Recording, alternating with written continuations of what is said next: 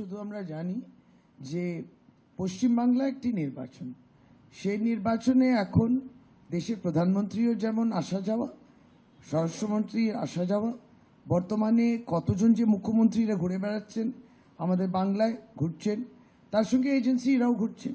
তা এত এজেন্সি যখন ঘুরছেন আর এত তারা খাওয়ানোর চেষ্টা করছেন আমাদেরকে, সেখানে হঠাৎ আইপ্যাক এজেন্সি নিয়ে এত কৌতূহল কিসের?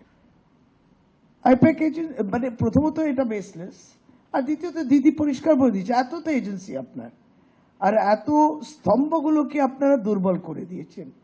বর্তমানে ইলেকশন কমিশনকেও দেখছি, তা এই ডিলিমিটেশন বিল নিয়ে আবার ডিলিমিটেশন কমিশন করতে হবে, সেটাও আবার আরেকটা ইসিআই মতো হতো।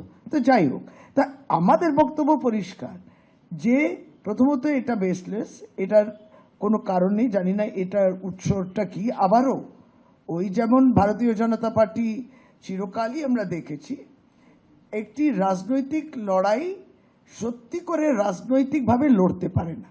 যত ফেকু আছে সেই ফেকু পদ্ধতি তারা অবলম্বন করে।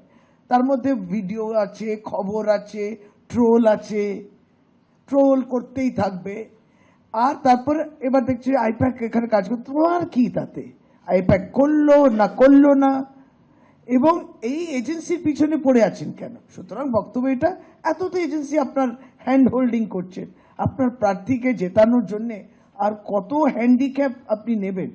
ফলে এটা নিয়ে কোনো দিদি পরিষ্কার আজকে বলে দিয়েছেন একটা পাবলিক মিটিংয়েও যে এত এজেন্সি আছে, এই এজেন্সি নিয়ে আপনাদের দরকার নেই কিছু বলার। দ্বিতীয়ত এর কোনো মানে গ্রাউন্ডস আমরা দেখতে পাচ্ছি না যে কোত্থেকে এই রিউমারটা উঠে এসছে।